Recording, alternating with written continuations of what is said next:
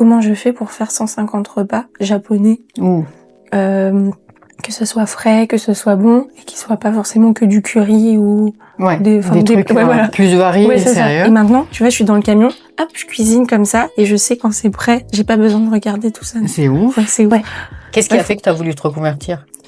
Mauvaise expérience en entreprise. Très en France? Ouais, en France, ouais.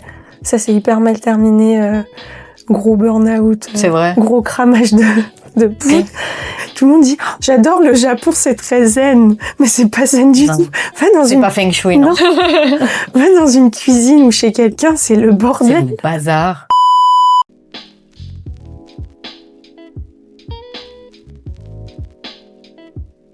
Hello, hello. Aujourd'hui, on est avec Flora. Bonjour. Merci d'être venue. Merci de me recevoir. Avec plaisir. Qui a un food truck en Normandie qui sert de la cuisine japonaise, dont tu vas nous parler. Mais d'abord, est-ce que tu peux te présenter un petit peu brièvement pour les viewers? Ouais, ok, ça marche. Moi, je m'appelle Flora, j'ai 33 ans, je suis franco-japonaise par mon papa. Par ton papa. Voilà. J'ai ouvert il y a quelques années, 2 ans maintenant, un food truck de cuisine japonaise en Normandie. Ce qui est pas commun. Ce qui est pas commun du tout. C'est très intéressant. Donc c'est ton papa qui est japonais? Oui, absolument. Et de quelle ville? Il est de Kolomé, donc c'est en dessous de Fukuoka, Kyushu. Ah ouais? Ouais, entre Beppu et Génial. Fukuoka. On est allé à Beppu en plus il y a 2 ans. Ah ouais? En voyage, c'était trop cool. Ouais, c'est trop bien. Il y a Kolomé pas très loin. En fait, c'est une grosse ville qui est assez industrielle, qui est pas du tout touristique. Mais lui, il est né là-bas et puis après, son père a été muté et donc après, il a grandi vers Tokyo. Ok. Tokyo ou autour? Chiba. Ah ouais. Trop bien. J'ai vécu 2 ans, 2 mois à Chiba. Ok. Et souvent, quand je dis Tokyo, on se fout de ma gueule parce que... Oui, en fait, c'est pas Tokyo. C'est pas Tokyo, c'est Chiba. Mais bon, c'est à côté. Voilà. Et du coup, comment était ton enfant? C'est pas commun déjà d'avoir le papa qui est japonais. Bah oui. Pas si commun que ça. Oui. Du coup, je suis un peu curieuse de comment était ton enfance entre les deux cultures? Oui. Comme tu as dit, c'est pas commun. En général, c'est l'inverse. Ouais, voilà. Toi, t'es dans le sens pareil que mes parents, du coup. Mais souvent, on me pose la question aussi. C'est pour ça que je dis... Oui. Et en fait, du coup, donc, moi, j'ai grandi vraiment principalement en France, en Normandie. Et mes parents donc s'étaient rencontrés à Paris. Après, ils ont déménagé en Normandie. Nous, on a grandi là-bas. Et en fait, donc, on va dire que moi, j'ai été exposée à la culture japonaise par mon père, notamment parce qu'il fait la cuisine. Donc, je pense que ça reviendra après dessus, mais je pense que ça a joué beaucoup. Il cuisine et en fait, donc lui, il nous a transmis de la culture japonaise par la cuisine. Après, pour le reste, c'est un papa japonais, donc qui travaille et qui était quand même beaucoup au travail. Et donc, on va dire que notre éducation, c'est quand même notre maman qui est française, qui l'a dispensée. Ouais, voilà. Mais il travaillait pas dans la cuisine? Non, pas du tout. Pas en relation. Il travaille dans des bureaux. Donc, c'était vraiment une passion. Oui, ouais, c'est ça. Il travaillait entre la France et le Japon. Ah ouais? Ouais, voilà. Toujours pour des boîtes japonaises en France ou pour des boîtes françaises au Japon. Cool. Et ça vous arrivait d'aller avec lui en voyage de taf ou pas du tout? Non. Donc il était vachement... pas les bienvenus. Dommage. Dommage. Ouais, non, mais après, moi j'y suis allée plus tard, mais quand on était petit, quand il travaillait, il travaillait. On entendait souvent le téléphone en japonais à la maison. Ouais. Et il vous parlait en japonais du coup? Et non, on parlait tous en français à la maison parce que je pense que pour des questions de praticité, en fait, quand t'as un papa qui est tout le temps, qui est souvent au travail, au final, c'était ma mère qui faisait l'éducation, donc la langue à la maison, c'était vraiment français. Ouais, voilà. Mais même avec lui, vous parliez pas... On parlait pas japonais. On était exposés, on va dire, à la langue japonaise. Mais du coup, tu le comprenais? Je pense que je comprenais je comprenais des mots du quotidien. Par exemple, je sais que tous les soirs, tout le monde se disait oyasumi. Même ma mère, tu vois. Donc les trucs de base, trucs de base vraiment. Mais après, pour la vie au quotidien, j'ai appris plus tard, quand j'étais plus grande. Toi-même? Ouais. À l'école et puis après. Est-ce que tu as fait le truc classique? Je pose plein de questions qui n'ont rien à voir avec le programme, mais ça m'intéresse. Est-ce que tu as fait des trucs classiques comme aller à l'école de japonais? Je sais pas si en Normandie il y avait pas. Hein. Il y en a pas. Parce que je sais qu'à Paris. Oui, à Paris il y en a. Et là en fait, en ce moment, donc moi j'ai eu un petit bébé il y a pas longtemps. Et il y a une espèce de petite communauté japonaise en Normandie. C'est ce que j'entends souvent. Ouais, j'en entends parler pas mal. Et en fait, là il y a quelques mamans qui, je pense, vont essayer de se grouper. Donc on parlait peut-être de rencontrer de temps en temps et tu vois, on se prête des livres en japonais, on fait des rencontres des enfants. Elles, c'est souvent des femmes d'expats japonais qui sont là pour 2-3 ans et qui du coup connaissent personne. Qui voudraient pas que les enfants perdent. Oui, voilà, et qui connaissent un peu d'autres enfants qui sont un peu ou bien métis ou bien japonais. Et je pense que c'est un projet qui va se faire. C'est une bonne idée. Ouais, ça serait cool. Super je serais contente de créer ça. Est-ce que du coup tu vas souvent au Japon, toi, maintenant? Et est-ce que tu vas souvent au Japon? Oui. Alors j'y allais très souvent quand j'étais au lycée, à la fac, parce que j'avais du temps. Donc j'y allais 1 ou 2 fois par an. Ouais. Malheureusement, 1 ou 2 fois. Ouais. Cool. Ouais, c'était cool. Franchement, de 15 à 25, j'y suis allée tous les ans, au moins tous les ans. Et puis ensuite, je suis rentrée dans la vie professionnelle. Et donc là, maintenant, j'y vais tous les 2-3 ans. Ok. Donc en là, plus, t'as ton propre business. Donc... Bah oui, non, mais alors là, du coup, c'est très encore plus compliqué. Puis en plus, un bébé, donc là, pour s'y rendre, c'est un peu compliqué. Mais là, j'y retourne en janvier, du coup. Ah. Et ça va faire 3 ans, enfin, ça fait 3 ans en mars. Donc, ouais, tous les 2-3 ans, c'est mon cycle du Japon. Et janvier... pour le nouvel an ou non, plus tard après le nouvel an? Après le nouvel an. Ok. T'as encore de la famille là-bas? J'ai un peu de famille, mais comme ils sont pas à Tokyo, du coup, moi quand j'y vais, soit je vais chez des amis qui sont à Tokyo, mais comme cette fois je vais y aller surtout pour le travail, je me suis pris un petit logement. Ah, et du coup tu vas faire un petit tour pour... Ben en fait je vais faire des stages dans des restos, enfin des expériences d'échange un peu avec des restaurateurs. Ouais. C'est trop cool. Ouais, c'est cool. Tu veux nous en parler plus de ça ou... Ah oui. Ben ouais, oui. Vas-y. Ouais, en fait, je reviendrai dessus après, mais avant de lancer mon food truck, en fait, je suis allée au Japon pour parler, échanger avec des restaurateurs et avoir un peu leurs avis sur la cuisine, sur les plats, sur ce que je pouvais proposer, sur les coûts, sur les durées de préparation. Et c'était trop bien, c'était vraiment hyper intéressant. Je me suis fait des super copains restaurateurs japonais. Et là, en fait, donc ça va faire 3 ans cette année que j'ai lancé le food truck.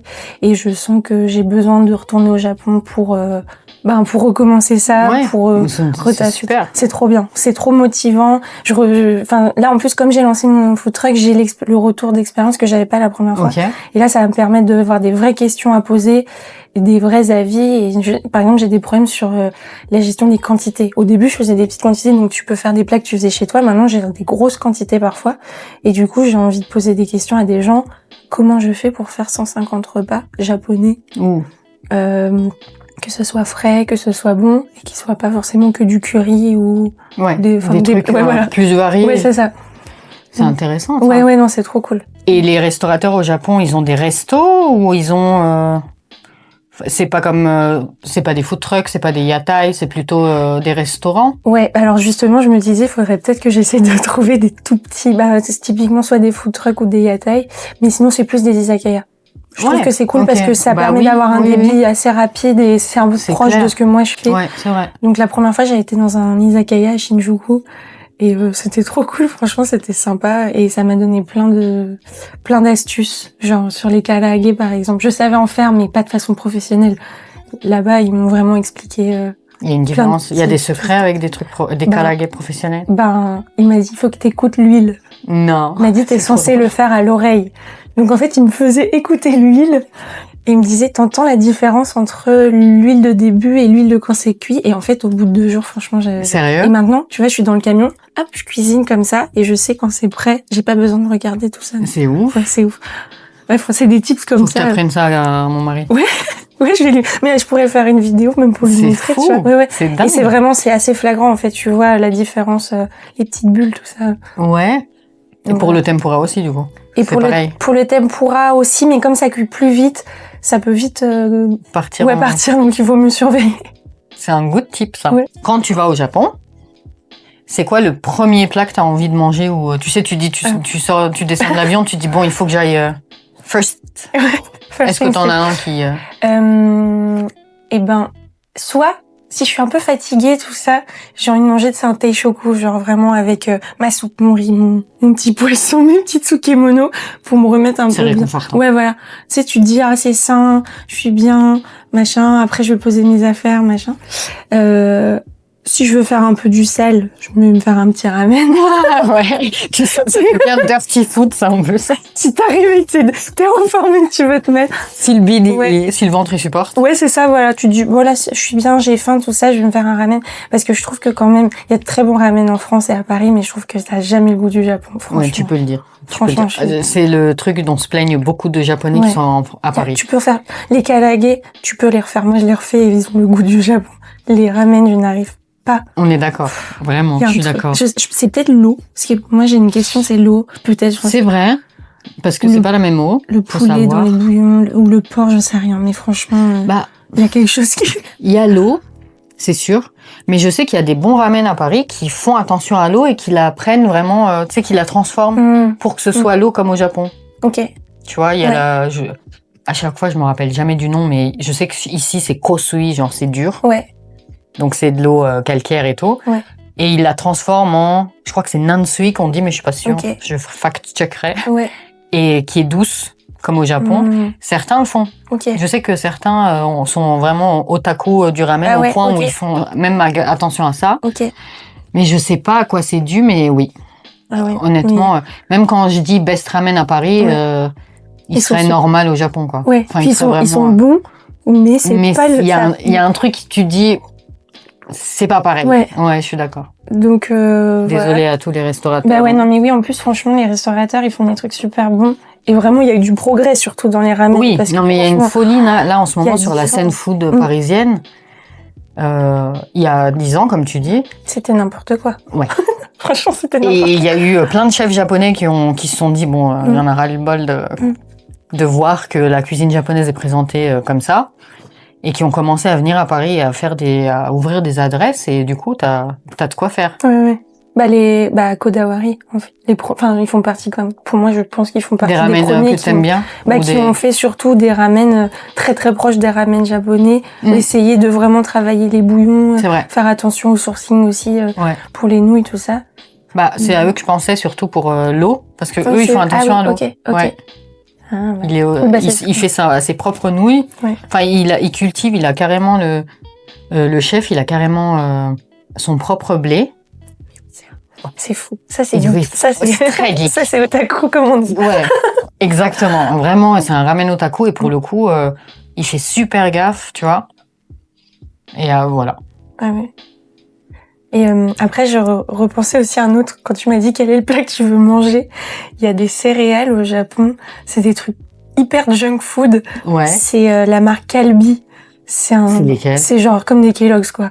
Et ça s'appelle foie gras. Un peu pas foie gras, mais un peu genre foie gras, mais c'est pas foie gras. C'est genre furogola, un truc comme ça. Ouais. Et c'est genre des espèces de granola. Tu m'intrigues, j'ai jamais... C'est des petites pépites croustillantes.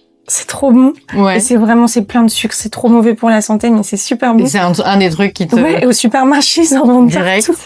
Et genre, j'arrive. Je connais même pas. Pour mon petit déjeuner, je prends des trucs comme ça au Japon, alors que c'est vraiment, c'est du sale aussi. Ouais. Mais c'est trop bon. Mais trop bien. Trop bien. Ok. On verrait la photo du paquet. Je veux bien que tu m'envoies la photo du paquet, je la mettrai. Ça, les gens, ils verront à quoi ça ressemble, si vous voulez goûter franchement, quand vous descendez de l'avion. Petit coup de boost. C'est pas du tout japonais, c'est complètement américain. Enfin, c'est américain? Je pense que c'est d'origine un peu américaine, mais je ne sais pas. Je n'ai vu ça qu'au Japon, donc voilà. Ah ouais? Ça m'intrigue, maman.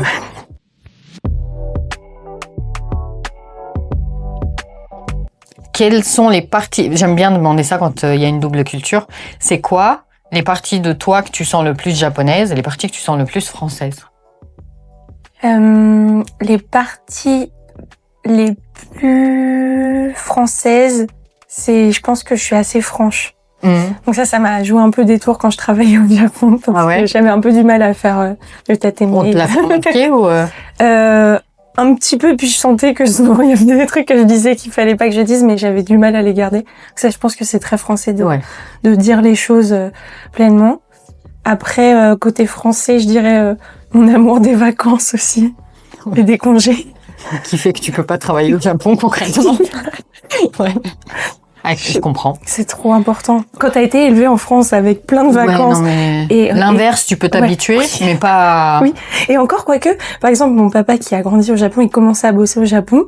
Et ben, moi, je sens qu'à l'inverse, pendant sa carrière en France, il avait plus de mal à prendre des vacances.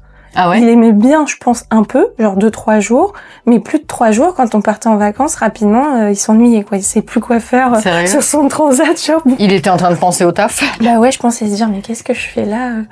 Alors que, Le but. ouais, voilà. À l'inverse, enfin, quand t'es habitué à ça, en fait, c'est une norme pour toi d'avoir des congés. Et c'est bête, mais enfin, moi, quand j'ai commencé à bosser au Japon, dans ma première expérience professionnelle, j'avais 10 jours de vacances par an. Ouais. Et c'est le truc classique, quoi. Et ça me rendait dingue parce qu'en fait, tu poses déjà 2 jours pour aller faire un aller-retour en France. Donc, il te reste 8 jours, même pas. Puis ça passe trop vite et du coup, j'étais tout le temps en train de poser mes congés 6 mois à l'avance. On me disait, ah, tu prends 10 jours? Ah ouais, carrément. C'est long. Ouais, voilà. Donc ça, c'est un peu... Et tu faisais quoi, du coup? Enfin, t'es resté combien de temps t'as fait au Japon? J'ai fait... Donc là, quand je bossais dans cette entreprise, j'ai fait 2 ans. 2 ans? Ouais. Ah ouais, donc t'as vécu quand même sur place. Bah en fait, en cumulé, un jour j'avais calculé, j'ai vécu 5 ans au Japon. Mais à chaque fois c'était 1 an, après je suis rentrée, après je suis repartie. À petite dose. Ouais, voilà. Mais quand même. Et puis une fois 2 ans parce que là c'était pour mon travail. Donc. Et les 2 ans c'était dans une boîte japonaise? Ouais, c'était dans une boîte japonaise, ouais. Ouais. Ouais. Et... Ça va? Ça fait... tu t'en es remise? Non, franchement, en vrai c'était sympa. Quand je repense maintenant, je me dis en fait c'était sympa. Mais effectivement, c'était pas la même culture de travail, c'était pas... Enfin, tout était différent. Donc, du coup, bah, pour revenir à la question, mon côté français ressortait sur certains points, sur certains points de friction avec des clients ou avec des équipes où moi j'étais beaucoup plus frontale et parfois même on avait des clients étrangers, on pouvait parler directement. Voilà. Mais les Japonais, ils tournaient beaucoup autour du pot et je leur disais, mais il faut que vous me disiez ce qui va pas avec le client parce que moi, je vais pas pouvoir leur redire. Il y avait plein de choto. Et au final, après, j'ai appris à comprendre. Et pareil, les clients, à l'inverse, ils captaient pas du tout. Et ils me disaient, mais vous m'avez dit, enfin, ils m'ont dit oui. Ils m'ont dit oui à la réunion. Et c'est oui, mais c'était un oui un peu non, en fait. Les clients étrangers? Ouais, les Américains, ça les rendait fous. Bah oui. Ils disaient, mais pourquoi ils m'ont dit j'ai dit oui, mais ça veut juste dire qu'ils ont entendu. Ça veut pas dire que quelqu'un s'est moqué. Et ça, ils me disent, c'est pas pour nous, c'est it's yes, mais no, it's not yes. Maybe, encore, c'est plus non que oui. Oui. Ah ouais. Donc, c'était quoi comme type de taf? C'était une agence de communication. Ok. Ouais, parce que moi, à la base, je faisais de la communication et du coup, je me suis retrouvée dans cette agence. Et c'était super bien. J'étais dans une partie internationale. Donc, mon boss était américain. On était collègues moitié japonais, moitié étrangers. Donc c'était assez international. Oui, ouais. Mais on travaillait avec les équipes japonaises et du coup, on était les tampons entre les clients étrangers et japonais. Ouais, je vois le genre. Mais du coup, qu'est-ce qui a fait que tu as voulu aller travailler au Japon? C'est juste qu'en fait, j'ai cette double culture. Je la connaissais un peu parce que je l'avais un peu explorée au fur et à mesure des années avec les allers-retours. Et je me suis dit, dans le monde du travail, moi, ça va être ma force de différenciation. J'ai le même parcours que tout le monde, j'ai les mêmes diplômes, j'ai le même truc. La seule chose qui va différencier, c'est ça. Et comme j'ai un passeport japonais, bah en fait, j'avais pas besoin de visa. Donc c'était vachement plus facile que d'aller je ne sais où, même aux États-Unis ou à Londres ou n'importe, ça aurait été plus dur en fait. Et donc à la base, c'était surtout pour ça. Et puis parce qu'évidemment, j'avais adoré vivre au Japon, donc c'était cool. Bah du coup, à l'inverse, qu'est-ce que tu sens plus japonais en toi? Qu'est-ce que t'as pris du Japon? Oui, on en a parlé un peu, mais mon côté scolaire, je suis le protocole à la lettre. Donc même si j'aime bien avoir des idées, quand je fais quelque chose, je lis toute la notice, je lis toutes les instructions et ensuite je fais. Par exemple, mon mari, c'est l'inverse. Il fait, après, il se dit merde, il manque des vis. Et moi, je lis absolument tout. Et ça, je pense que c'est très japonais, de vouloir tout savoir avant de faire quelque chose. Avant de démarrer, c'est très... Mais ce qui, du coup, peut prendre un peu plus de temps pour faire des... mais une fois que c'est parti, c'est parti. Une fois que c'est cadré, tout c'est... Et après, je dirais... peut-être que j'ai remarqué que je râle pas trop. Et enfin, mon mari me dit, tu râles pas. Ouais. Et en fait, je pense que ça, c'est un peu le côté japonais où tu dis shikatagana. Je garde ça. Donc, je vais dire les choses si ça va pas, mais je suis pas à beaucoup râler parce que j'ai l'impression que quand tu râles, tu ennuies un peu les gens que t'as en face. C'est pas faux. Voilà. Et c'est mal poli. Enfin, au Japon, c'est un peu... Et de vivre avec des Japonais, de travailler avec des Japonais, de me rendre compte que mes collègues, par exemple, ils se plaignaient jamais de rien, ben, c'était vachement plus agréable. Et du coup, je me suis dit, moi, à l'inverse, je vais faire pareil. Et je vais arrêter. Enfin, je me plaignais pas beaucoup. Mais alors vraiment, je pense que depuis que je suis revenue du Japon et que je me plains plus, je dis pas toute la journée, oh, il fait pas beau, oh, il fait gna, oh, je me suis fait ça, je dis rien, tu sais, c'est dans ma tête, mais c'est dans ta tête quand même. Ouais, mais ça n'intéresse le côté français, il est dedans, mais il les sort pas. C'est genre le gamin indien. Oui, ça n'intéresse personne, en fait, Oui, c'est vrai. que ce jour-là, t'as mal aux pieds ou que t'as, je sais pas quoi, t'as mal au ventre. Donc, je garde les choses pour moi. Par contre, si vraiment ça va pas avec quelqu'un, ça, je vais le dire, et ça, c'est pas très japonais pour le coup. Ouais, mais c'est bien. Tu sais doser entre le français et le japonais pour, là, va falloir que je lui dise. Là, va falloir que ça sorte. Mais sinon, si c'est des trucs plus, du quotidien, oui. Tu vas rester. Ouais, c'est ça. Et j'ai du mal, du coup, maintenant, à entendre écouter les gens qui se plaignent, ça me rend ouf. Et j'adore aller au Japon, du coup, pour ça, parce que personne t'as du small talk, mais c'est plus sur la météo ou sur la vie. C'est la base, la météo. Voilà. Mais pas se plaindre et pas faire ressentir tes états d'âme à des gens. Bah, je vois tout à fait ce que tu veux dire, parce que moi, je suis une grosse chouin qui se plaint beaucoup. Et je sais qu'une fois, j'ai une pote japonaise qui en a eu tellement ras-le-bol au point où elle a fini par me dire, écoute, vraiment, ça me fatigue. Ah ouais, c'est tu te plains. Ça m'a choquée sur le coup, mais en fait, elle avait raison, tu vois. Parce qu'elle me dit, tu te plains, et au final, tu fais rien pour changer ta situation, parce qu'à l'époque, je me plaignais, je taffais en banque, et j'étais malheureuse comme un chien. Okay. Et du coup, quand on se voyait, je chouinais beaucoup sur le fait que j'en avais marre de mon taf. Et elle me disait, au final, est-ce que tu fais un truc pour changer, pour aller ailleurs? Non. Tu te plains tout le temps. Donc, au bout d'un moment, il faut que je te dise, ça me saoule de t'écouter. Ça m'a fait un petit choc. Et pour qu'elle me le dise, c'est que je me plaignais super constamment. C'était au Japon ou en France? En France. Ah ouais, okay. Après, elle avait vécu aux États-Unis, donc c'est quand même une japonaise diluée. Exactement. Parce qu'elle avait fait toutes ses études aux US, mais ça m'avait tellement choquée qu'elle me sorte ça. Sur le coup, je l'avais super mal pris. Mais après, en réfléchissant, je me suis dit, mais en fait, elle a raison. Et ça m'a boosté, tu vois. C'est positif, en fait. Ouais, je me suis dit, bah écoute, elle a raison. Je me plains, mais au final, je bouge pas. Et ça m'a motivée à bouger. Ah, c'est fou. Mais du coup, c'est vrai que pour qu'un Japonais te dise qu'il en a ras le cul de t'écouter. Elle a dû avoir l'estomac tordu comme ça. Allez, faut que j'y aille là. Faut que je lui dise parce que j'en ai marre. Mais c'était un mal pour un bien, donc. Ouais, c'était un mal pour un bien. Mais du coup, je comprends tout à fait le concept.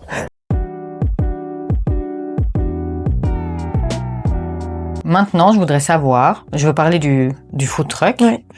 Parce que c'est pas commun quand même, tu proposes des produits locaux, à la fois locaux et de saison, donc très healthy, japonais. La première chose que j'ai envie de te demander, c'est comment est venue cette idée et comment tu t'en es arrivé là en fait. Ouais. Vas-y. En fait, du coup, comme je te disais, donc mon papa il cuisine beaucoup.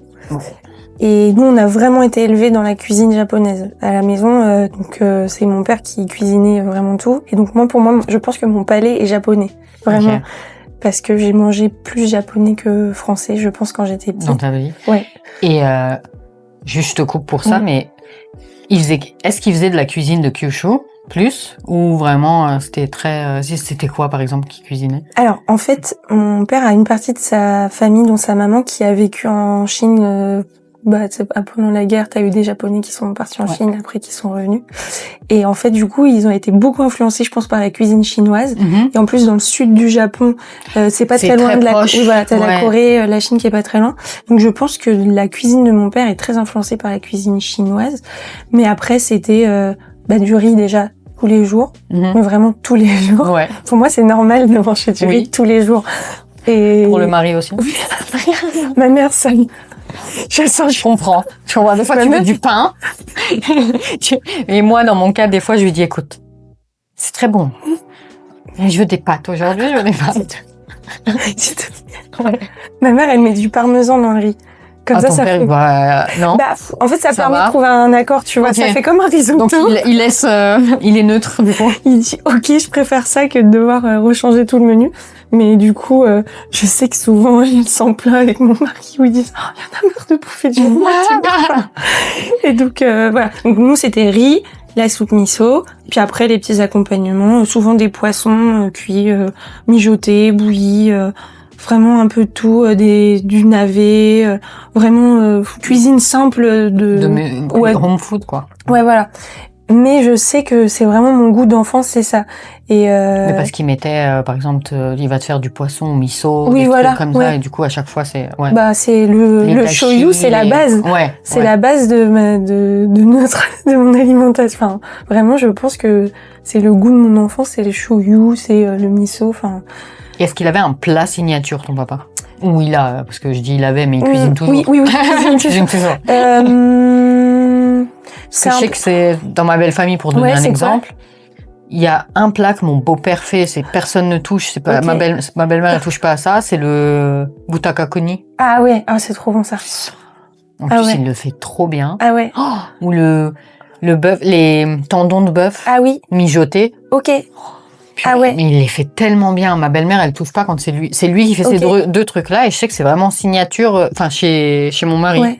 Donc, je me demande si ton père, il avait un truc où il... Bah, c'est marrant parce que c'est pas vraiment des plats comme ça. Mon père, c'est pas mal de poissons. Mais je pense que ça, c'est le côté un peu kyushu, justement, le sud. Je pense. On a mangé beaucoup de poissons, juste du carlet grillé avec une sauce avec du mirin, saké, shoyu, et des petits légumes à côté, cuits, ouais, vraiment simple, cuisine simple, mais qui donne vraiment le goût.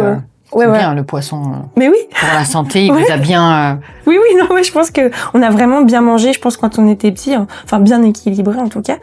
Et après en fait donc en grandissant, moi je cuisinais un peu comme ça japonais pour chez moi. Après j'ai vécu au Japon plusieurs années, donc quand j'étais là-bas, fallait que je cuisine japonais. Donc en fait, je cuisinais, je faisais mes petits trucs, mes petits bento pour aller au boulot, parce que j'étais pas ultra bien payée, donc manger dehors tous les jours c'était trop cher. Ouais. Donc je faisais mes petits trucs, tout ça. Et d'ailleurs ça les faisait marrer parce qu'ils disaient c'est marrant parce que Flora elle se fait chier à faire ses bento tous les jours. Et personne fait ça en fait. Non, eux ils vont combiner. Ouais, voilà, ils avaient le combini, mais moi je trouvais que le combini déjà, je trouvais que c'était un peu de la malbouffe. Ouais. Bah ils mettent plein de produits chimiques dedans, d'additifs. C'est super grave, franchement tu regardes les calories, tu fais ouf. Donc puis le riz il est plein d'additifs aussi, tout ça. Donc moi je faisais mes petits bento. Et puis après je suis revenue à Paris, je bossais à Paris dans une boîte normale. Je faisais encore mes petits. Tu faisais aussi tes bento à Paname? Je faisais mes petits bento. Et t'arrivais à trouver J'allais chez Kyoko, justement. Ouais. On parlait de Kyoko.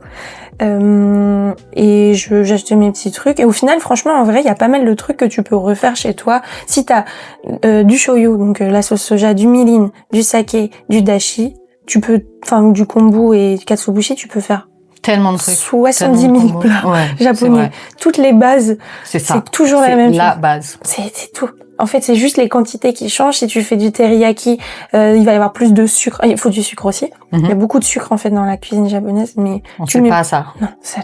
Les gens, ils pensent que c'est ça, mais super en fait, raisin. C'est super sucré. Quand tu regardes plein de recettes, c'est super sucré. Et je pense que c'est ça qui donne le bon goût japonais. Oui. Lui, il veut, je dis tout le temps lui parce qu'il est par là.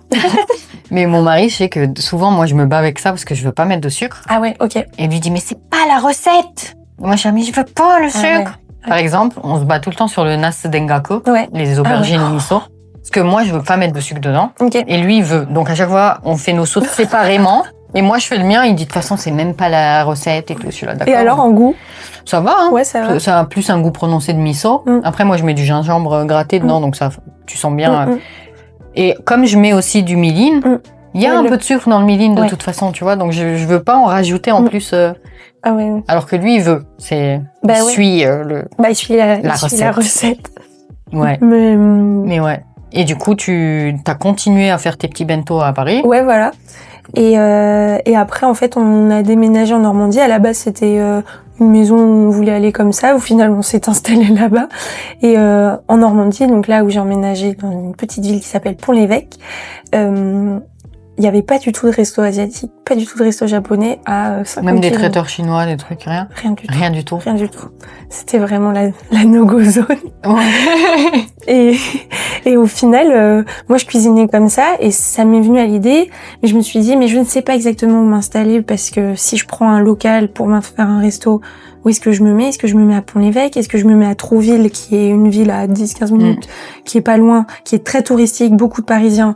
Je confirme, je suis déjà allée à Trouville. Ah oui, ok. Bah, voilà. Donc, tu vois, ça peut marcher aussi à Trouville, ça peut marcher à Pont-l'Évêque, ça peut marcher dans plein d'endroits différents. Je ne savais pas où me mettre. Et je me suis dit, en vrai, un food truck, c'est cool. Comme ça, je tourne. Bah oui. Comme ça, je vois là où ça me marche le mieux pour éventuellement, à terme, m'installer. Après, voir, mais pour l'instant, c'est pas d'actualité parce qu'en fait, je trouve que c'est cool et chaque ville, j'ai ma clientèle dans chaque ville et j'avoue, j'ai du mal à me projeter sur un local fixe, quoi. Je saurais pas où m'installer. Ok. Et du coup, comment t'en es venue à... Est-ce que t'as dit que t'étais allée au Japon pour échanger avec des chefs, mais comment tu t'es formée? Comment t'as fait pour te dire, vas-y, je vais monter mon business, tu vois? Parce que c'est quand même... c'est un gros pas. Oui. Donc... Oui. Ouais. En fait, d'abord, je me suis dit, je vais rencontrer des restaurateurs et des gens dans la food pour discuter avec eux et les suivre et faire des stages et faire des immersions. Donc Pôle emploi, qu'on critique beaucoup, moi m'a beaucoup aidé parce que j'ai pu avoir des conventions de stage pour aller faire des stages chez machin. Ça, c'est trop une chance qu'on a quand même. C'est incroyable. Tu peux découvrir le métier de quelqu'un gratuitement, donc t'es pas payé, mais t'apprends tellement de choses qu'en fait ça vaut mieux que de payer une formation. Ouais, mais on a cette chance-là et il y a pas beaucoup de gens qui le savent ou qui l'exploitent. Parce que moi, j'y pensais là, dans quelques mois. Ah ouais, ok. D'ailleurs, dans l'IT, je me disais, parce que j'hésite entre reprendre une formation ou carrément aller dans une boîte et leur demander de me montrer des trucs, tu vois. Bah oui. Pour updater mes skills. Ouais. Et du coup, je pensais à ça, c'est pour ça que... Mais c'est trop bien. Ouais, ils sont contents. C'est génial. Ça te fait une petite main d'œuvre, voilà. T'es assuré, évidemment, tout est déclaré, et puis toi, t'apprends des choses. Donc j'ai fait des stages un peu partout, et notamment un avec Agato. Ouais. Qui était déjà... On la salue. Coucou. Qui était déjà une de mes copines, et qui, du coup, avait déjà monté Agato, mais elle avait pas encore le local dans lequel tu es allée la dernière fois. Je suis allée la dernière fois. Alors, juste pour un petit contexte bref, elle a un salon de thé, et elle fait vraiment les meilleurs wagashi mochi de Paris. Honnêtement, hein. Franchement, c'est pas, je dis pas ça parce que c'est ta copine ou quoi, mais j'aimerais bien l'inviter, si elle regarde sur le podcast, parce que je suis restée bluffée. Ouais, ils sont ouf. Mais ces mochi là, j'ai goûté poire, vanille, miso. Ouais. Et c'est resté là. Je suis là, mais c'est incroyable. Tout vraiment, est parfait. La texture, le goût. Elle innove beaucoup parce qu'elle fait toujours des nouveaux parfums de saison. Elle a un talent fou. Et en plus, elle va tout le temps... on m'a dit, parce que du coup, j'ai pas eu l'occasion de parler à fond, mais elle va tout le temps se former au Japon. Donc c'est vraiment, elle est hyper... Ah mais oui, là elle y était, elle arrive le lendemain matin de son vol, elle est déjà en classe avec des sensei qui lui apprennent des nouveaux tips, tout ça. Et du coup, Agathe, donc c'était ma copine, et en fait quand je me suis lancée, je lui ai dit, est-ce que je peux venir avec toi? Donc elle m'a emmenée. Donc à l'époque, elle était chez elle. En fait, elle faisait des cours. Après, elle allait un peu, elle se déplaçait. On avait fait la foire de Paris ensemble, et donc elle m'a montré un peu comment c'est d'être entrepreneur dans la food.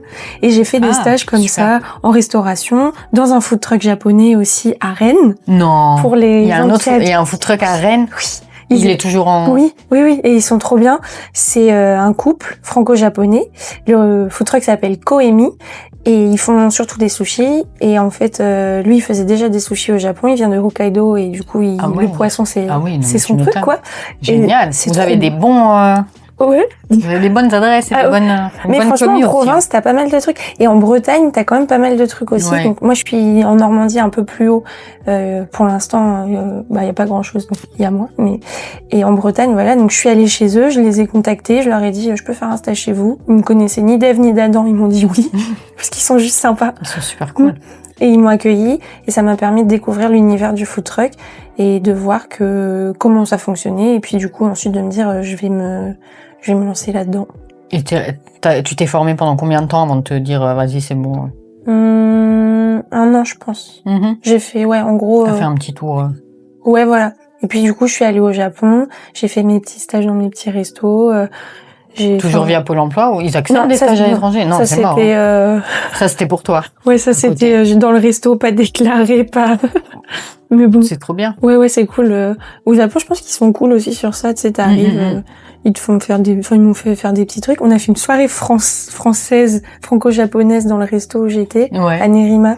C'était cool. J'ai fait des galettes bretonnes et après dedans on faisait des trucs façon Nagano, donc pas mal de légumes de Nagano, tout ça, c'était cool. Trop bien.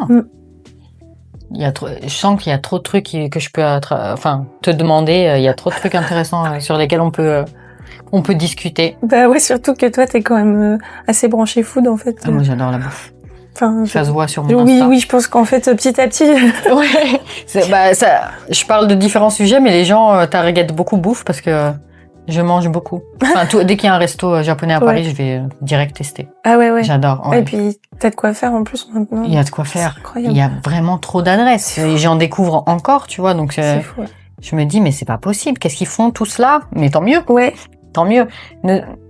Et même au-delà de la cuisine japonaise, t'as tellement de chefs japonais, qui font de la cuisine française de haut niveau. Mais tu sens qu'il y a une petite touche japonaise, tu vois, à chaque fois. Donc, il y a tellement de trucs à explorer que t'as pas fini. Bah, genre Kei Kobayashi. Ouais. Moi, j'y suis allée avant qu'il soit 3 étoiles. Ah ouais? La chance. Ah ouais. Bah, du coup, c'était les prix de pas de 3 étoiles. Ah, trop bien. Franchement, c'était vraiment... J'ai pas eu l'occasion, du coup, parce qu'il était déjà 3 étoiles et... Invitez-moi. Parce que je peux pas. C'est incroyable. Honnêtement. C'est incroyable. Il y en a un autre qui a ouvert, j'ai eu la chance de le tester. Il a pris une étoile entre-temps. Ok. Mais déjà, de base, faut le budget. Ouais. C'est Chakaiseki à Kiyoshi. Je sais pas si t'as déjà entendu. Il est dans le 15e. Ok. Et il a fait venir des menuisiers de Kyoto, enfin du Japon. Je sais pas s'ils sont tous de Kyoto, mais pour faire vraiment le resto en bois, hinoki, genre vraiment fait, t'as l'impression quand tu rentres dedans que t'es à Kyoto. C'est fou. Et il travaillait dans un 3 étoiles, ce chef-là, à Kyoto. Ah ouais, ok. Et il a voulu ouvrir un kaiseki à Paris. Ok. Avec sa femme. Ouais. Incroyable le truc. Ah ouais. Et là, j'ai eu l'occasion d'y aller parce que je devais écrire un article dessus. Ok. Il est génial, mais vraiment... Ah, c'est fou. Ouais. Tu fais ça une fois dans ta vie parce que c'est quand même un budget. Ouais. Mais c'est combien à peu près?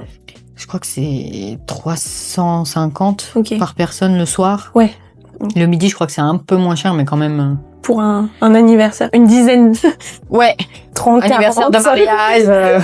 Allez-y. Ouais, franchement, incroyable. Ah ouais, c'est cool. Ouais, tu te mets au comptoir, tu sais, t'as le chef devant qui prépare les trucs. C'est fou. Oui, t'as l'impression d'être au Japon quand t'es... Puis après, tu sors, tu te dis, ah non. Oh bah non, je suis à Paris, il pleut. Je suis dans le 15e. Il y a la Tour Eiffel, là. Vraiment. C'est cool. C'est vraiment ça. Ok. Ouais. C'est bon à savoir. Parce qu'en plus, sa femme, elle est là, elle sert, elle t'explique les plats et tout en kimono. Ah ouais, ok. Ouais, c'est vraiment... Ils sont tous les deux? Ouais. Ouais, c'est fou. Tous les deux. Et c'est un chakaiseki, donc en fait, c'est le menu kaiseki qu'on te sert normalement avant une cérémonie du thé pour que tu puisses digérer le matcha sans que ça te crame l'estomac, parce que le matcha, c'est quand même costaud. Et du coup, c'est tout le menu léger de préparation qu'il y a avant la cérémonie du thé. Donc, il te fait tout le course. Ok. Et il a un sabazushi qui est à tomber. Ok. Tu sais, qui fait à la flamme. Ouais. Et après ça, il te fait le truc du matcha, la cérémonie. Enfin, il te sert ton petit matcha à la fin avec le wagashi et tout. C'est c'est fou. Ouais. C'est un de mes restos préférés à Paris, c'est pour ça que j'en parle. Ok. Mais je sais que c'est un but parce que je n'aurais pas pu le... Ah ouais. Si j'y étais pas allée pour goûter pour un article, j'aurais pas pu. Ouais. C'est un peu comme Kei. Faut se le mettre sur une liste de cadeaux ou... genre... Ouais. Life goal. Ou si vous avez trompé votre femme... Je rigole. Genre gros pardon, ouais. Comment tu t'organises avec ton food truck? Parce que c'est quand même des rythmes assez frénétiques. Est-ce que tu vas faire que de l'événementiel sur des festivals, des trucs comme ça? Ou est-ce que tu as un emplacement au quotidien où tu te mets? Comment ça se passe? En fait, souvent les food trucks, enfin, t'as plusieurs formats. T'as soit ils font que de l'événementiel, soit ils font que des emplacements, soit ils font un peu un mix des deux. Moi, je fais un mix des deux, mais j'ai pas d'emplacement régulier du lundi, mardi, mercredi, jeudi, vendredi. J'ai un emplacement, des emplacements une semaine sur deux. Ok. Donc en fait, une semaine sur deux, le jeudi midi, jeudi soir, vendredi midi, vendredi soir, je travaille. Une semaine sur deux, je travaille, je suis dans le food truck et je vends. Et une autre semaine où du coup, je fais tout le reste que j'ai pas le temps de faire. Parce qu'en fait, comme je suis toute seule pour tout. Pour tout. Tout. Tu prépares, ensuite t'es là en train de... Je prépare, je fais tout. Je fais mes mes menus qui changent à chaque fois, je fais mes courses, je fais ma gestion des stocks, je fais ma compta, je fais ma communication, je fais ma cuisine, je fais mon service, les encaissements. C'est dingue. Voilà. Donc, ça prend du temps. Ouais. Et donc, les gens qui me disent, oh, vous n'êtes ouvert que 4 jours. Par semaine? Ouais. En fait, je travaille pas que 4 jours par semaine. Je travaille tous les jours. 5 jours par semaine, comme tout le monde, toutes les semaines. Sauf que, comme en plus j'ai eu un enfant, c'était ma next question d'ailleurs. Ça rajoute encore un challenge en oui. plus. Et donc du coup, là, pendant l'hiver, je fais des emplacements donc en Normandie dans un secteur défini régulièrement, mais c'est pas tous les jours, toutes les semaines. Et en fait, à chaque fois, je marque sur mon Instagram ou sur mon Facebook, je serai tel jour, telle heure, tel endroit, tel jour, telle heure, tel endroit. Ouais. Je suis très très active sur les réseaux et sur mon site parce que je mettrai tout en description. Ouais, c'est gentil. Parce que je sais que comme je suis pas là à chaque fois, il faut que les gens puissent me trouver. Donc je leur poste tout le temps le menu, mes emplacements. Et après, donc ça c'est cette partie-là, c'est pendant l'hiver. Et après pendant la saison, je fais de l'événementiel. Donc je fais des lendemains de mariage, des anniversaires, tout l'événementiel, des festivals. Et là j'ai terminé ma saison d'événementiel fin septembre. En gros. En général, c'est l'été. Ouais, j'ai fait de avril à septembre où j'étais prise tous les week-ends. Et là, à partir de octobre, donc j'ai repris du coup mes emplacements réguliers avec mes clients habituels, rythme plus tranquille, moins de couverts, un menu où je suis un peu plus libre parce que je fais des plus petites quantités. Et du coup, je me fais un peu plus kiffer quand je suis sur les événements. C'est à la chaîne. C'est des quantités. Je fais des karaagés, mais franchement, genre, je reçois des morceaux de poulet que je dois tout découper. Là, j'ai commandé pour la semaine prochaine 20 kilos que je dois découper en petits morceaux karaagés, comme ça. Oh, courage. Mais je lève 20 kilos, 25 kilos de riz pour un service. Enfin, c'est des quantités énormes. Et c'est sympa. Ça permet financièrement de vivre aussi l'événementiel, mais je trouve que c'est moins fun quand même que parce que t'as pas le temps d'interagir même avec tes clients. T'as pas le temps, t'encaisses, tu fais le truc. Alors que sur mes emplacements à l'année, mes clients ils reviennent une semaine sur 2. Je change mes menus, je joue plus avec la saison aussi. C'est vachement important pour moi. Donc là, tu vois, la semaine dernière, je faisais une soupe miso à la courge kabocha parce qu'on a plein de courges en ce moment. Là, la semaine prochaine, je vais refaire des choses avec des pommes aussi parce que j'en ai des pommes en Normandie. Le pomme et matcha, en fait, avec le sucre, ça va bien ensemble. Donc je fais des crumbles. J'ai jamais testé. Ouais, franchement, ça va. Crumble au matcha pomme. Ouais, franchement. En fait, j'essaie d'innover un peu en trouvant, me dire, ok, qu'est-ce que j'ai, moi, qu'est-ce qu'on me donne en Normandie, et qu'est-ce que c'est la cuisine japonaise, et faire de la fusion, ou faire des trucs complètement japonais, genre du kakuni, ça j'en fais. Enfin, je fais plein de petits plats où je fais des potato salada, mais vraiment genre je les fais from scratch. Je fais tout. Je fais comme on pourrait manger dans une maison au Japon, des petits plats. Parfois je fais des trucs, ça a même pas vraiment de nom en fait. C'est juste je prépare une viande et puis je mets des légumes avec. Je fais de la cuisine comme à la maison, quoi. Ouais, ça c'est cool. Ouais. Et du coup, même dans les festivals, c'est ça qui m'intrigue. Tu t'as aucune aide?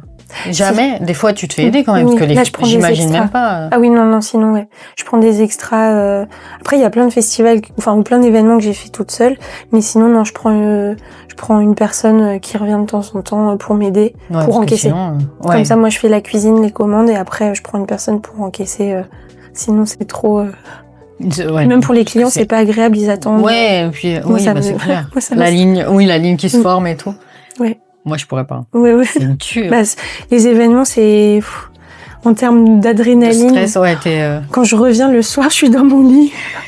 Pourtant, j'ai travaillé 15h, 17h, et je suis là, j'arrive pas à dormir. Donc, je trouve que pour la santé mentale et physique, c'est pas important de faire... Là, je suis contente, mes petits emplacements. J'ai des horaires cool que je m'aménage. Je fais en gros, je sers entre 17h et 20h. Comme ça, le soir, du coup. Okay. Le soir, le midi, c'est midi, 11h30, 13h30.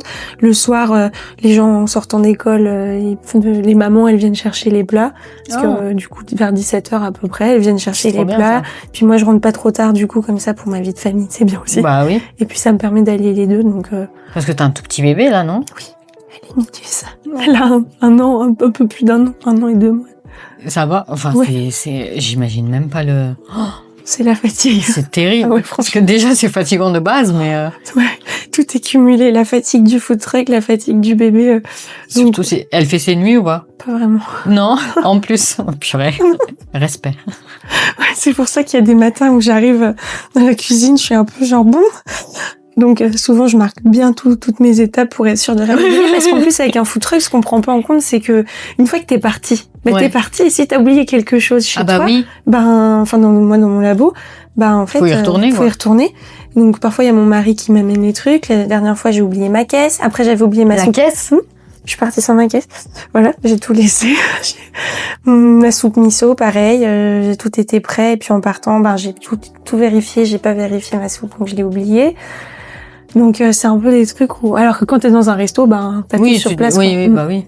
Donc, ouais, c'est du challenge. C'est un challenge de faux. Mais t'aimes bien, c'est ça qui est. Oui, j'aime bien. Cool. Ça m'épuise, mais en même temps j'aime bien. Donc... Tu m'étonnes. Ouais, mais c'est bien. Qu'est-ce qui a fait que t'as voulu te reconvertir? Mauvaise expérience en entreprise. Très En France? Ouais, en France, ouais. Ça s'est hyper mal terminé. Gros burn-out. C'est vrai. Gros cramage de poudre. Et je me suis dit, mais plus jamais je fous les pieds dans un bureau. Mais vraiment, je peux plus. C'est pas possible. Et du coup, c'est un peu comme ça que je me suis dit, mince, qu'est-ce que je vais faire de ma vie? Je sais pas quoi faire. Moi, je sais juste faire de la com et de la cuisine. Mais pour moi, enfin, je me disais vraiment quels sont mes 2 talents, quoi. Donc, je disais, faire des stratégies de communication. Mais du coup, il faut un bureau. Voilà. Et faire de la cuisine. Mais je pensais jamais me professionnaliser et en faire mon métier. Jamais. Vraiment, si tu m'avais dit il y a 5-6 ans que tu ferais truc, j'aurais dit ça va pas la tête. Ouais, genre n'importe quoi. Mais du coup, maintenant, t'es épanouie. Ouais, c'est trop bien, franchement. Je me dis, je suis tellement à ma place. C'est tout. Enfin, je transmets ma culture japonaise aux Normands. C'est le rêve de ma vie un peu en fait d'être tout s'est aligné. Ouais, voilà, c'est ça. Quand je suis là, je suis en train de siffloter parfois quand je cuisine et je me dis je suis trop contente de faire ce que je fais. Ça me plaît vraiment en fait. Donc j'espère que ça va continuer comme ça et que ça va continuer longtemps. On te le souhaite. Ouais, merci. Quand tu as parlé du taf en entreprise et des différences culturelles entre les ricains qui comprenaient pas les japonais, ça peut être un bon extrait. Ouais, ça n'a rien à voir avec le food truck, mais généralement ça... Et les Français aiment bien entendre parler de mon expérience au Japon. À chaque fois, j'ai remarqué ça. Tout le monde est là, mais incroyable, et tu bossais dans un bureau. Par exemple, il y a un truc con, mais tout le monde pense qu'au Japon, tout est bien rangé. Ouais. Mais toi-même, tu sais que c'est pas vrai. Ouais. Genre, vraiment. Chez les gens, mais c'est parce qu'ils te font pas rentrer dans leur intimité. Tout le monde dit, j'adore le Japon, c'est très zen. Mais c'est pas zen du tout. C'est pas feng shui, non. Va dans une cuisine ou chez quelqu'un, c'est le bordel. C'est le bazar. Typiquement, quand tu fais des vidéos chez mes beaux-parents, ils veulent pas, hein. Mais non, tu filmes pas la maison, tu filmes pas. Tu sais, j'ai fait une vidéo sur le bain. Et leur bain, en fait, il a été brisé par le tremblement de terre de Kobe en 95. Ah ouais, ok. Et mon beau-père, il a réparé ça au mastic, tu vois, il a remis un coup de peinture, mais tu vois vraiment le truc taché. Il est pas sale, mais c'est un vestige d'histoire. Et moi, j'étais là, non, il faut trop que je fasse je filme pour que les gens ils voient que tout n'est pas technologique, super moderne, machin, parce que, tu sais, généralement, quand tu vois des bains japonais, tu vois le bain qui parle, 40 degrés, machin. C'est pas chez tout le monde. Non. Et du coup, eux, ils ont le robinet classique, pas avec la bassine et tout, il faut chauffer l'eau, tu vois. Et du coup, les gens, ils sont hallucinés quand ils voient ça. Et quand j'ai voulu filmer, mon mari aussi, mais même ses parents, ils étaient à filmer le bain. Non, la baignoire elle est sale. Et je dis mais elle est pas sale. C'est juste que t'as collé ça n'importe comment, mais elle est pas sale. Ouais. Et j'ai dû batailler pour que. Ah ouais, mais en plus pour l'anecdote, ça plaît trop aux gens de voir ça. Mais eux ils ont du mal à comprendre. Mais pourquoi les Français ils s'intéressent à ça? C'est trop bizarre, tu vois. Oui. Mais oui, il y a des trucs comme ça. Tu dis, genre moi vraiment dans le bureau où je travaillais, donc c'était une grosse boîte, on était quasiment 150. Mais c'était le bordel. Sur tous les bureaux et tout. Des tas de papiers partout, des trucs. L'entreprise a existé depuis 1950. Et depuis, il y avait des depuis 1950, il y avait des trucs, des pins qui dataient de Tokyo, des JO. Non. 64, je crois, c'est ça, 64, les JO. Des trucs vraiment, je ressortais des trucs dans mes tiroirs, tout ça, j'étais tout le temps là à leur dire, putain les gars, on range un peu, c'est le bordel. Et eux, ils étaient là, ils disaient oui, donc on faisait des petits rangements un peu, rangement de printemps, tout ça, vite fait. On mettait tout dans un coin, on gardait tout. Et ça, c'est marrant parce que c'est pas du tout l'image que les gens ont des Japonais. En fait, il y a tellement de contrastes. Ça, je sais pas si tu l'as fait dans tes vidéos, mais quand les gens, ils me sortent des trucs sur le Japon, et moi, je dis, mais c'est fou, c'est le bordel, enfin je sais pas. Ça reflète pas, ils sont. Mais en plus, tu sais comme c'est propre dehors, les gens ils se disent que c'est partout propre comme ça. Et souvent quand ils arrivent, par exemple, la différence entre Tokyo et Osaka, Tokyo c'est clean parce qu'ils nettoient. Enfin, si tu vas la nuit, tu vas à Shinjuku, des trucs comme ça, c'est pas super propre, mais ils se dépêchent de tout bien nettoyer, tu vois. Et souvent, on me dit, mais Osaka, c'est crade et tout. Non, mais ils se rendent pas compte qu'en fait, le côté clean du Japon, ou le fait qu'il n'y ait pas de poubelle et tout dans la rue, c'est surtout parce que, déjà, il y a eu l'attaque terroriste à Tokyo. C'est pour ça qu'ils ont enlevé les poubelles. Mais que c'est beaucoup parce que dehors, il faut montrer une image clean et tout. Mais que c'est pas forcément le cas quand t'as le tatemae c'est ça. dans la rue, tu vois. Oui. Donc que dans les lieux publics ça a l'air comme ça, mais que c'est pas forcément. Ah ouais, non, c'est clair. Ouais. Puis pareil aussi les gens qui disent les Japonais ils mangent super sain, ils boivent pas trop d'alcool, tout ça. Mais ça va pas la tête de dire des choses comme ça. La délulu. Non, c'est trop. C'est vrai. Et en fait, franchement, la cuisine elle est healthy, mais alors que maintenant la nouvelle génération qu'on a de plus en plus qui ont des problèmes de. Ouais, moi diabète, ça me choque quand je vais au Japon, je trouve que les gens deviennent de plus en plus gros. Ouais. Enfin un peu turbis, avec la junk et tout, ouais. Alors que je sais pas, il y a 20 ans, les gens étaient plus minces, je pense. Je pense que quand il y a plein de food qui est venu de l'étranger ou tous les trucs, même avec les réseaux, tu sais, tu veux montrer tu sais, là, à un moment, il y avait la pièce, là, avec le fromage qui file, le truc, là, bien touristique, où, il y a de plus en plus de junk. Ils ont intégré vachement de produits laitiers, de fromage, de processed cheese, de trucs. Ouais, parce que leur cheese, il est... Ouais, le cheese, il est horrible. Et puis, franchement, même les bento que tu peux acheter déjà tout prêt, pas ceux qui sont faits par les petites mamies, mais les bento de combini, tout ça, franchement, c'est horrible. Et je pense que les gens, maintenant, ils ont plus trop, en fait, je pense. Ouais, ils vont beaucoup ils manger ont pas le time, les jeunes, tout ça. Et ouais, voilà. Donc, c'est marrant, un peu tous ces clichés que les gens ont sur le Japon et qui sont pas vrais du tout. Mais grave. Et en ce moment, c'est encore pire. Tu vois, sur les réseaux, dernièrement, il y a un gros boom du Japon. Il y a avec le tourisme et tout, après le Covid. C'est la folie. Et à chaque fois, moi, ça m'énerve. Je regarde des posts à la con, tu sais, où ils mettent une photo et ils te mettent au Japon, ils font ça. Il y a une personne qui fait ça. Il y a une personne qui a fait ça. Mais là, le truc qui m'énerve le plus, dernièrement, j'en ai fait une story aujourd'hui. Il y a un truc qui circule en ce moment où, le Japon a mis des bancs chauffants pour que les SDF, ils puissent dormir dessus. Ça, c'est la dernière truc qui circule partout en ce moment. Tout le monde, tu sais, ils vérifient pas les sources et ils sont tous là en train de partager le truc. Ça me paraît drôle. Non, alors que c'est pas du tout ça, tu vois. Au contraire, ils ont mis des bancs avec des espèces d'accoudoirs lumineux. Les gens, pour pas qu'ils s'allongent dessus, justement. Et encore, tu sais, les SDF, tu les vois pas dans les centres-villes, ils sont... Oui, quand tu vois les politiques... Ils les envoient bien dehors, quoi, dans banlieue. Donc, je vois cette news, mais même sur des médias américains et tout. Aujourd'hui, je suis tombée sur un post de...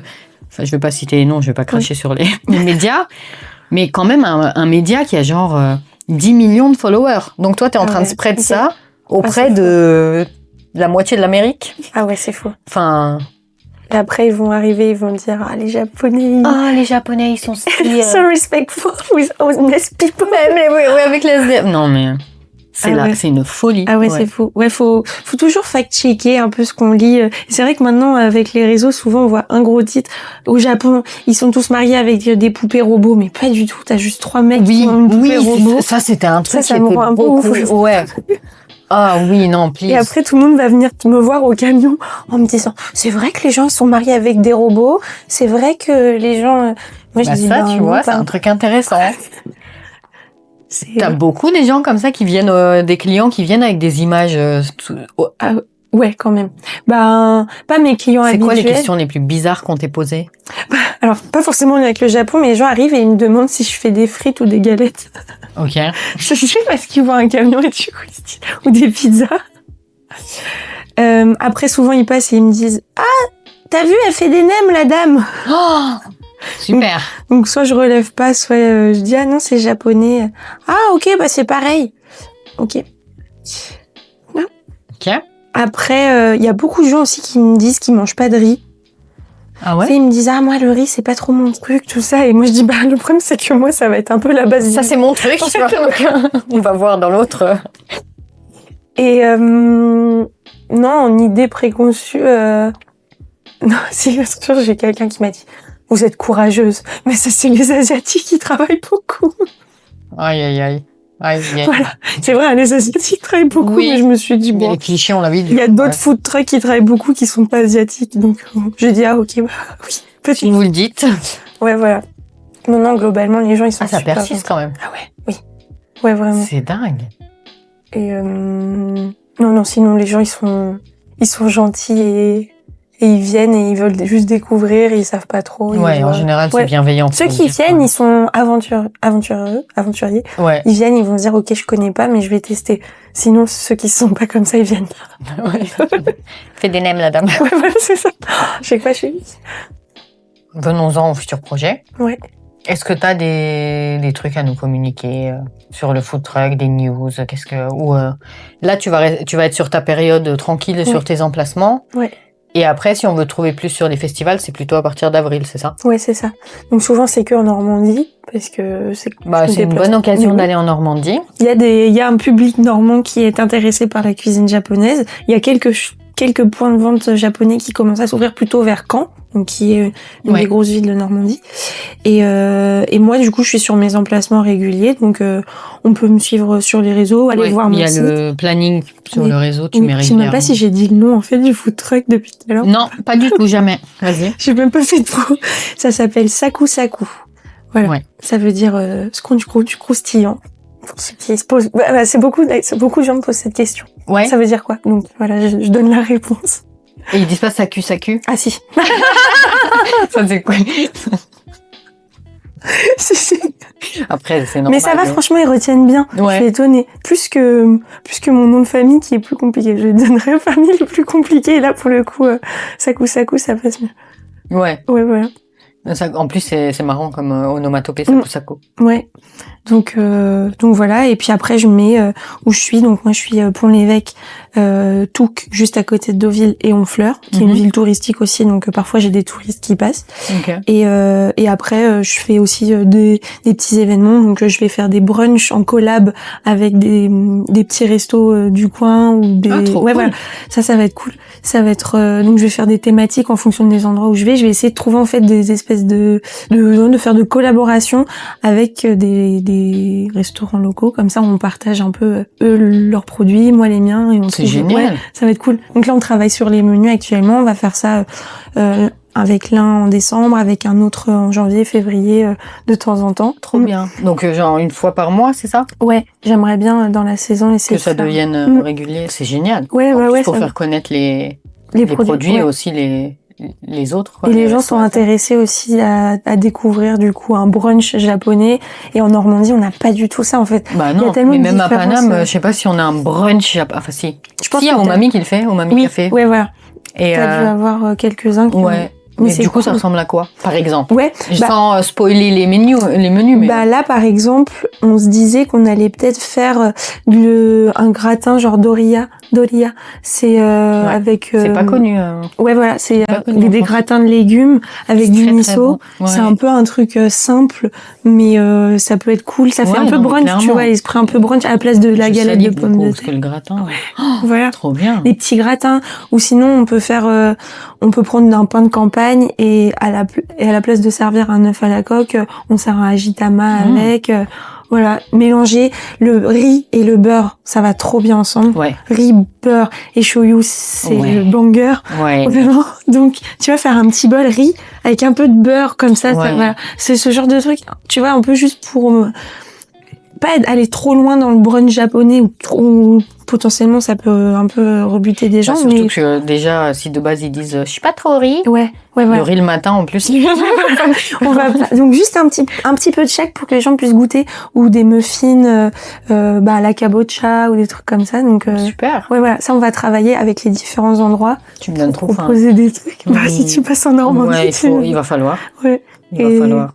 C'est cool parce qu'à Paris, tout le monde à Paris, il y a tous les restos japonais, il y en a tellement. Ouais, mais ça, tu vois, il faudrait que quelqu'un ouvre à Paris parce qu'on n'a pas ça. Ouais, bon, c'est vrai. Après, ce n'est que justice, faut aussi que les Normands ils aient quelque chose. On a le Mont-Saint-Michel. Ouais, qui est très apprécié des Japonais. Mais parce que souvent, quand je mets des vidéos même d'adresses à Paris, tu veux pas venir plutôt dans ma ville et proposer des adresses et tout, parce qu'ils disent c'est tout le temps à Paris. Ouais, c'est vrai. Mais là, à Paris. Oui, bah c'est ça. J'ai dit non, je parcours pas la France pour faire des adresses quand même, mais désolée. Mais en Normandie, vous avez une adresse là. Pour une fois, je fais pas Paname. Ouais. Je peux me déplacer, mais je pourrais pas non plus jusqu'à Paris. Ouais. On se retrouve à mi-chemin. On se retrouve à mi-chemin.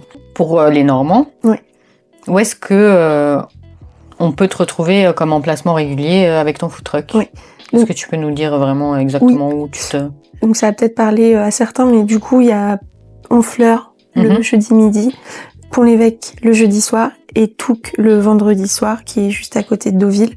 Et après, je remets vraiment tout sur mon site. Je remets les lieux, les heures, les dates, tout, comme ça, au moins, on est clair et on sait où je suis, parce que souvent, ils me disent, mais vous êtes où aujourd'hui? Et donc, au moins... Parce qu'il doit y en avoir aussi qui sont pas trop réseaux aussi. Oui. Donc il faut... Ouais, voilà. Et puis, du coup, je mets sur mon site parce que je trouve qu'effectivement, s'il y a des gens qui ont ni Insta ni Facebook, qui puissent au moins t'as le site voir... internet. Ouais, voilà. Ok. Bah, cool. Voilà. Bah, merci. Merci à d'être toi. venu. C'était Je vous mets tout comme d'habitude. Et comme d'habitude, si vous avez apprécié, n'hésitez pas à vous abonner, à liker, commenter. Et on se retrouve la prochaine fois. Bye. Bye.